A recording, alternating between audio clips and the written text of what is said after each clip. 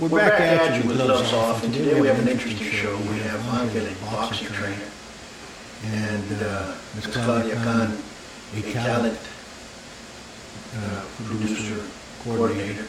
We're going to be talking about the insights and the background of what boxing entails, how to train boxers, why boxers need trainers, the difference between a coach, a trainer, and all that good stuff. Why you need talent managers. Why you need all that background information that a lot of folks do not understand that they exist. If you guys have any questions, the number's up there. Give us a call. We'll answer them. Good morning. How are we doing, Angel? You doing good? I'm doing great. How about yourself? Doing great. Can you hear me? Yes, I can hear you. Can you hear us? Yeah, everything's fine. Let's touch base on how did you get involved in becoming a boxing trainer? Well, Paul, first and foremost, thank you for having us on the show today. No, thank you for being. Absolutely, we're a big fan so I want to make sure that get a shout out to you guys. Well, boxing. I started with boxing in 2008, to be exact, helping amateur boxers in Laredo, and helping the community, helping the kids. That's where I started at, and slowly I got the opportunity to go to the circuit and started training guys like Shannon the Cannon Biggs, Paulie Malignaggi, Don Pascal, Dolo Greco, Lucian Butte, Elia Alvarez, and many more. Luis Vasquez, Papito, and like I said, got that opportunity and started to develop my career in the sport of boxing as a strength and conditioning coach, and also adapting the nutrition supplementation behind it as well. Understood. A lot of folks don't understand that when you go into fighting pro, it's a little bit different than fighting amateur. Amateur usually have a coach, and if you go into the nationals and so on and so forth, you'll have trainers such as that. But in pro camps, you not only have your coach and your seconds, but you also have trainers like yourself. Why is it important for fighters to get a trainer? What would you say to that, Ms. Claudia? What do you think? Well, it's very important because there's not only the boxing aspect of it, it's also your strength. And that's why they strength conditioning coach, because you need someone like Angel to get you to be strong. He works with your nutrition, it's very important. It gets you in the top condition, so you're able to go through all those rounds without burning out. And it really makes a huge difference. Mentally, your brain works better with the nutrition and supplementation that it provides. Your body works better because it knows how to work those muscles and how to give you a lot of flexibility, which also helps in boxing. So this adds, and that's why nowadays every pro has a strength and conditioning, unlike before. Right. It's a necessity, and a lot of individuals do not do that. And many have problems making weight, either gaining or losing. And that's very beneficial. You actually need that. I'm in full agreement. You need strength coaches and fitness coaches behind all that. Now, Angel, you were in Laredo recently, right? You were training. Who were you training when you were in Laredo? As a matter of fact, I was training Ricardo Mayorga just recently, and that's a few weeks ago. And how was that? Tell us exactly what was going on. I interviewed Mayorga. I haven't seen you in a good 10 years, and I saw you. It was great to see you again.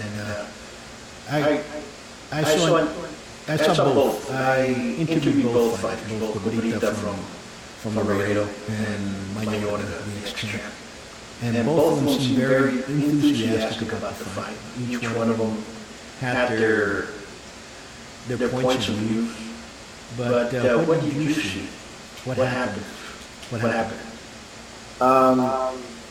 He was focused at first. It was a very start off camp. As a matter of fact, in February 19th. And he ended up starting. He got here and had a focus that you expect at a pro level from a pro athlete himself, a world champion, former world champion, and I saw that focus at the beginning of the camp. Now, in the aspect of Ahorita, a good friend of mine as well, and he also is very excited about this fight against Mayorga, a great opportunity.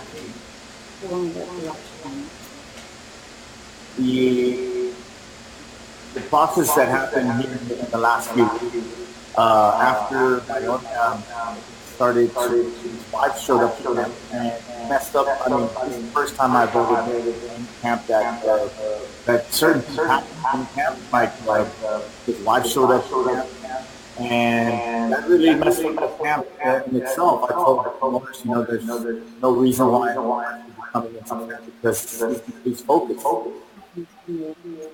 It's hard when you fight, and it's hard when you train. I've trained, I fought before, and back in my early years, and you have to have a type of mentality. You have to be. That's the only thing they see. That's the only thing that they do. That's what you breathe, you eat, you live. And it's hard. A lot of people do not understand that a pugilist training for a fight loses a lot of friends, and that's why, because he's training. He's not out there running around the bars and so on and so forth. And there's a lot of those little things that occur. But it's a shame that men do not take it that serious. And is that so? That experience is what you experienced? Well, Paul, if I may, he was with Angel. He was giving it 100%.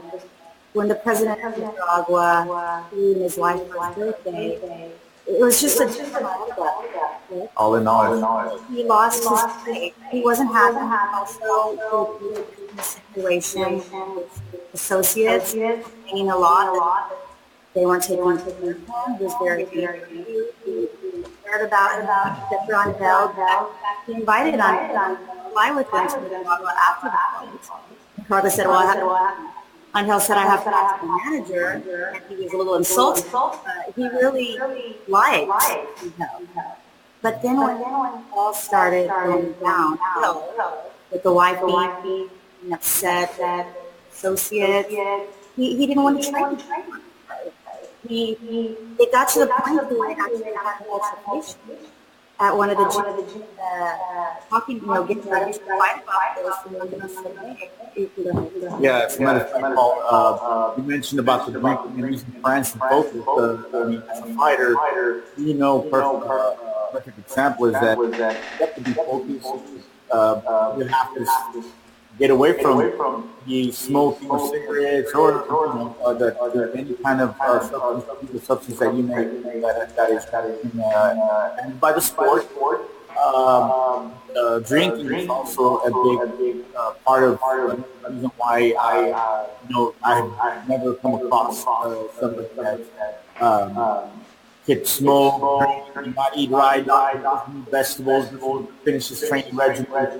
And my program, as a matter of fact, it consists of making sure that not only do I do this conditioning program for you, but you also have the nutrition and supplementation behind it, which in fact makes a world of difference in the body to get there to get weight without any problem, without dehydration. And a lot of the cases nowadays end up making weight by getting dehydrated before the fight to make weight, and it's not good for the body. Well, you're absolutely correct. When you drop that much weight and to the point that there's dangerous levels, and you can be weak when you go into a fight and so on and so forth. That's why you have to train that much, and that's why you have to have proper eating habits, and many do not, and I used to teach a lot of amateur fighters, and during the amateur fighters that I had some very good champions that we came up with, we produced, and I'm not trying to pat myself in the back, but that's just the truth. And we had we had a lot of them that started out training, and all of a sudden they'll go into the 2-month period or the 6-week period. The closer they got to the fight, they got butterflies, they had cold feet. All of a sudden you started hearing all so many different excuses. Then you would see the ones that would be hell raising every weekend, going to bars and so on and so forth, are the ones that quit and they were disgruntled towards everybody else, and those type of habits one has to kind of bob and weave and go through it, right? But it's a shame that you had that experience towards you, and this fight is an important fight for Laredo, because we haven't had good elements in boxing. We have, but you know what I'm trying to say. We come from a strong boxing town. We have 4 world champions. We had, Battle Shaw back in the 40s and 50s. We have both Canizales brothers, and we have Ferrero. And we want our boxers to grow, and this fight is something that's giving local talent a push forward, which is beautiful. And I see what you went through, and I understand it, and it's a shame that stuff like this occurs, and I wish both of those fighters a great fight. I wish both of them the best of luck, but as we both know, only one's going to win. And let's touch base with this question in there. Both that are fighting, you have a youth boxer, and then you have a mature boxer, a seasoned boxer that has a lot of experience. Both of you, I'm going to ask the question because both of you saw both train. What do you all see from the bottom of your hearts? What do you see? Well,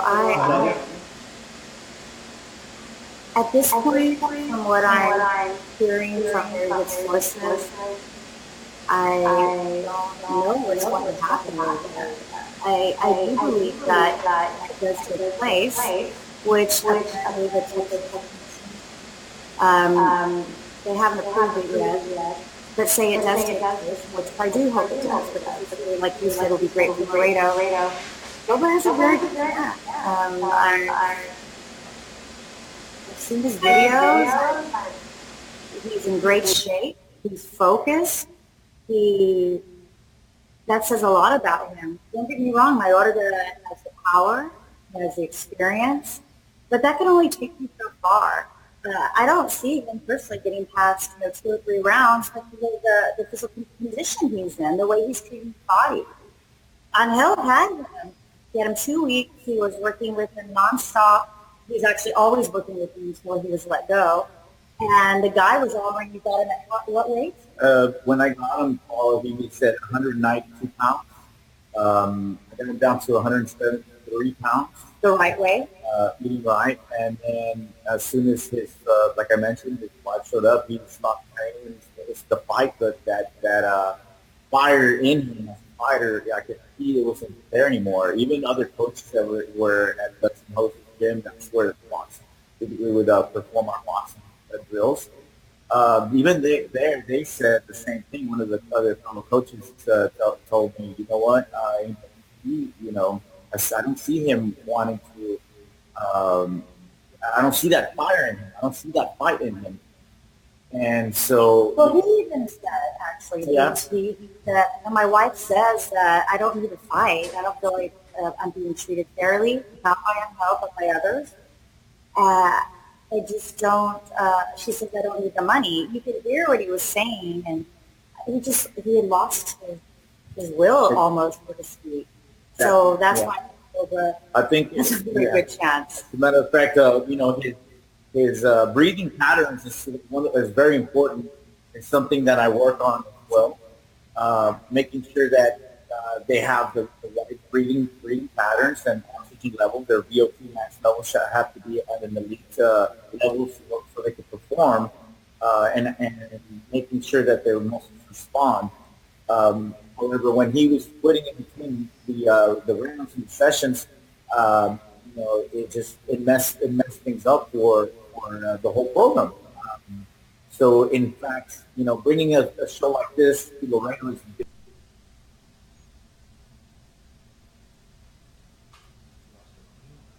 youth. I know Cobrita is disciplined. He does like to fight. He comes from a great background from his dad and his uncle, Manuel, and his father as well. And yes, I have trained him at the beginning of his career. He and his father have said many times that he's never been in the best condition, other than the best condition he's ever been in when I trained him for that one fight. And so I think if he continues to work hard, he will be, up there with the elite names and bring a good name to Laredo. I'm understanding what you're saying, and this is what I have to say. I want to give prayers to the Gomez family, Cobrita, a big old hug, and his father and his mom and everybody for the loss that they had, the tragedy that occurred this past weekend, and let's just, I hope Cobrita can use that energy and use it to push him forward in this match. When you go up against somebody that is seasoned, you have to have more talent, more technique, more condition to beat somebody like that, more counter punching, And I think it's going to be a good fight. I think it's going to be a fight that people here in Laredo are going to remember. You have maturity in youth. You have experience with the person that has heart. And those different variables are going to go forward. Now let's touch base and let's just switch the subject a little bit more. When fighters are out there coming along, or you have a coach out there that has a potential fighter, how can they get a hold of you for you to be train them to get conditioned for a fight and so on and so forth? Claudia, how can that happen?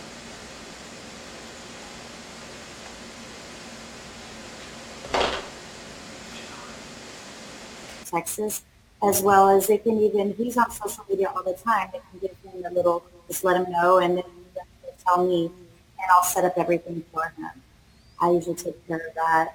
I'm responsible for seeking his job opportunities, and as well as his interest and negotiations on the contract. So really, you can get a hold of us through Twitter, Facebook, AngelArzagoita Perez, or Claudia Can. Okay, that's good. Followers to Instagram and Twitter, Angel the Lion.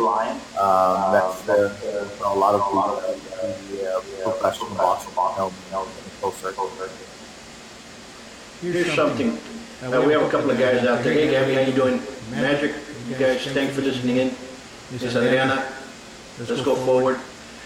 Here's something that I want to tell you. Keep up the good work. Okay? Keep moving forward. All right? It pays off at the end. Okay?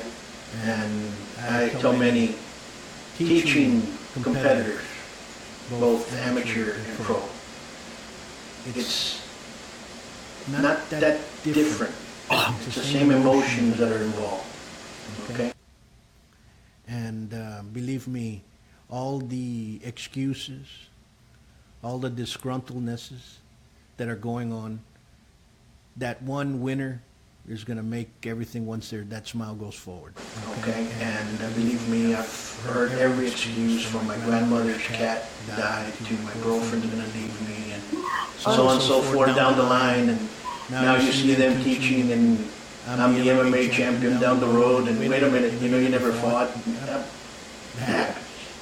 But it's all those smiles of those little ones that come out there and win that makes everything worthwhile. That's right. And this weekend, for those in Laredo, go see a fight. Go support the local boxers. It's going to be a good crowd. It's going to be a good event. And I'm sorry that you had to experience that, but we have to move forward. Bobby, leave it, put it aside, just go forward and understand that there's people out here that appreciate what you've done and appreciate what you do. Again, anytime you guys want to come out, let me know what you are doing. Claudia, it's been a pleasure. It's been a pleasure. And I just want to thank you and the city of Laredo, including the wonderful mothers who have produced wonderful sons. And we're so excited for what's happening. And we're just going to be positive. Be positive about that. Because he has this reputation that he has to protect, and like he's never had a problem before. And that will pursue him. And I want to thank you. It's been such a pleasure. Thank you. Alrighty. Until next time. Folks, until next time, we'll see you here on Gloves Off. Next week we have some great guests coming forth, and we've got a couple of candidates in another type of arena, which is those that lead Laredo. So until next time, peace.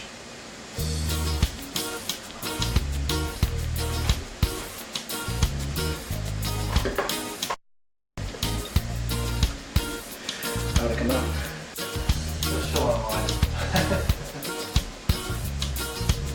Good. It's the first time I've done it, so is it okay? Did it work?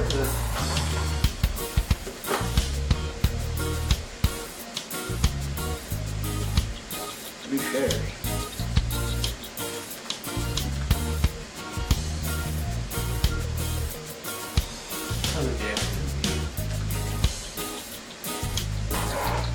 So, okay, they have to have a headset on their end no matter what, because I think that's where the echo's coming from.